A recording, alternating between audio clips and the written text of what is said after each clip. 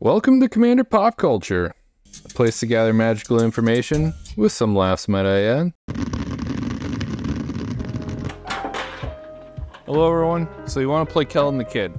Well, I have a list for you. It's for $97 and I call it free to play. The whole goal of the deck is to make your spells very cheap, and I'm playing an artifact themed deck. You're going to play a bunch of coupons and make things as free as you can. It is a combo deck. If you don't know what Kellan does, whenever you cast a spell from anywhere other than your hand, you may cast a permanent spell without paying its cost from your hand. If you don't, you minimally get to put a land. What's really impressive about that ability is this kind of enables you to play eggs on a budget, because eggs decks really depend on those fast mana rocks, stuff that nets you a mana for zero investment. That is expensive stuff. Kellan basically does that with your lands by giving you additional land drops. The way that this deck wins is you find your Sensei's Divining Top, which represents a fourth of your budget with this deck. Everything else is incredibly cheap, but if you pair this up with, say, a coupon and something that lets you play stuff off the top of your library like Future Sight, you can play the Sensei's Divining Top off the top of your library. Because Sensei's Top is 1 mana, you minimally at least get to put in a land into play. This will enable you to go through your library and have enough mana to follow up with one of your draw win conditions like Laboratory Maniac or Jace the Wielder of Mysteries. But I'm going to show you the other stuff of the deck that's fun. I'm not going to go over removal, board wipes, or ramp unless it offers some kind of synergistic piece that I want to talk about. First off, we have Ethersworn Sphinx. Affinity for artifacts, you're playing 30 artifacts, so you should be casting this for minimally 2 mana, and then it cascades, triggering Kellan. Stand Paranoid Partisan. This is one of your coupons. On ETB, choose anything other than a creature or land to reduce by 1, i.e. just pick artifacts. Foundry Inspector, another coupon. Slickshot Lockpicker. This is just a fun and fair Snapcaster Mage. You can plot it for 3 and then cast it for free later, and then cast something from your graveyard. So you'll net 2 cards off of Slickshot if you plot it. Visage Bandit lets you copy a creature you control. Another thing to trigger Kellan. Shardless Agent has Cascade. The worst thing you could Cascade into is like one of your counter magic spells. Other than that, I would say that this is a pretty welcome addition to the deck. I'm not running a whole lot of counter magic, so the likelihood of you hitting something like that is very low. But you could Cascade into something that costs 2, played for free. Get a trigger from Kellan. Vega the Watcher helps you draw a card whenever you cast something from anywhere other than your hand. This is just some sweet value. You could also layer the triggers because they would happen at the same time. You should pick Kellan to go on the stack first and Vega to go on top of it. That way the Vega will happen beforehand, and then you'll have an extra card, to choose from when you are cheating stuff into play. Sarnheim Courser, another coupon. Magus of the Future. It's basically Future Sight on a creature. Trinket Mage. This is exclusively used to find your Sensei's Divining Top. You should probably only be playing your combo pieces when you're ready to win. Sensei's Top is pretty safe because it can bounce itself, and it would force people to use 2 removal spells to break it up, but who knows? If you know your play group and they know your game plan, then you should probably be saving your top for when you're trying to win the game. Kutul Malamed Exemplar. This helps because you're a combo deck, keeps people out of your turns. And stay out! Just a layer of protection to make sure no one interrupts you. Linvala is Aureus Renegade. The other win condition that this deck has is you can lock people out of the game. I am playing a Knowledge Pool. When it enters, each player exiles the top 3 cards of their library whenever they cast a spell from their hand. They exile it, and then you get to choose from the pool of cards.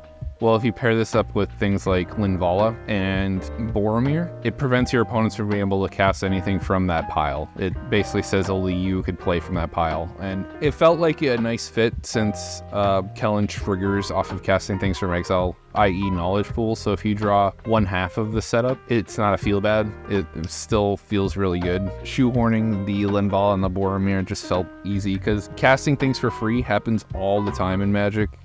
Even if you got those on your own and you're just playing it to hinder your opponents, more often than not, I've had things like Boromir and Linvala actually prevent me from losing the game. So pretty excited to play a lockout combo. It's actually one of my favorite ways to play Magic, is denying people the ability to play at all.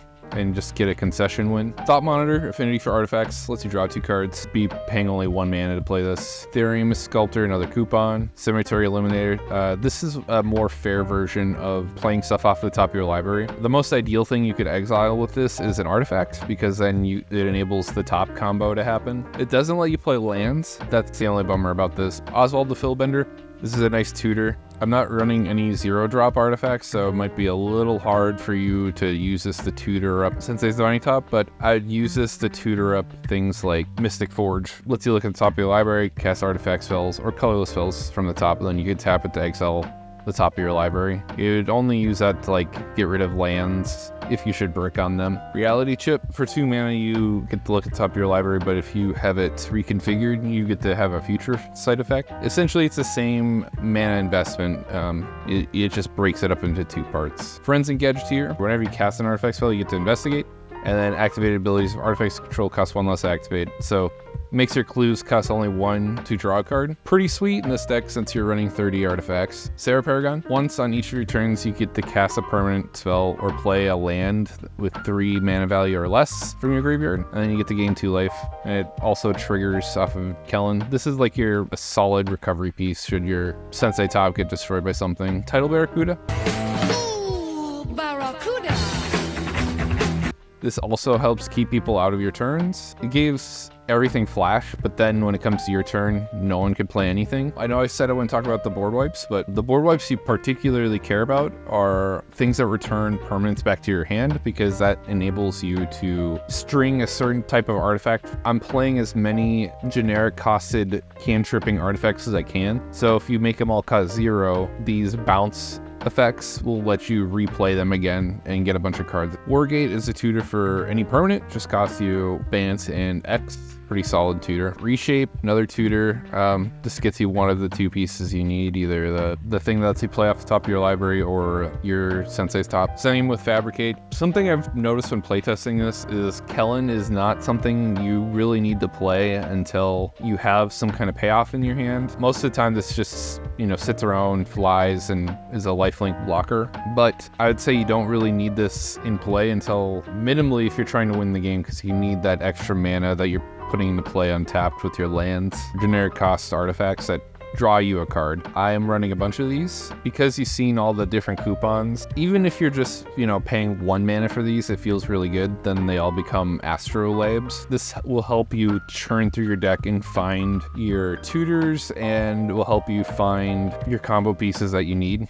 Just a bunch of redundant artifacts to replace themselves. The beauty of that is they're all extremely cheap monetary wise to play. They're all single digit chump change costs, and some of them add bonus effects that do come in handy every now and then, like Sleeper Dart, prevents something big from attacking you again. Helm Awakening, because you value the coupon so much, even Helm Awakening is worth something. It may help all your opponents, but you should honestly be getting more mileage than everybody else. That's why it's in here. Soul Talisman, I rarely play these suspend cards. Kellan lets you get around suspend. You could just cheat this into play and not have to wait for having another Soul Ring at your disposal. That's why it's in here. I never really get a chance to take advantage of stuff like this, and in this deck you do. Semblance Anvil, this is a big coupon. This lets you imprint an artifact and makes that permanent type 2 less to cast. Cloud Key, another coupon. We got some neutering effects like Imprison the Moon and Darksteel Mutation, just for those pesky commanders that you can't keep off the table. And I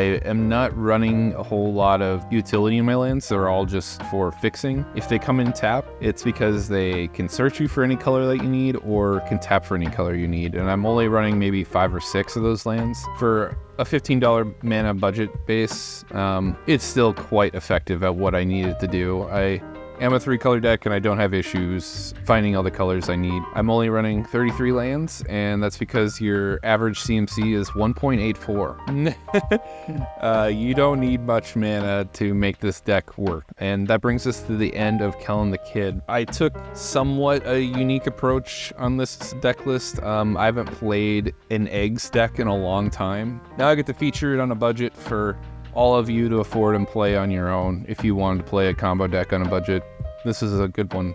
If you have any questions, let me know in the comments below, and I'll hopefully can answer them for you. And if you stuck around this long, subscribe, because I'm going to play this deck and feature it on the channel and show you just how powerful it actually is. So everyone take care now. Bye.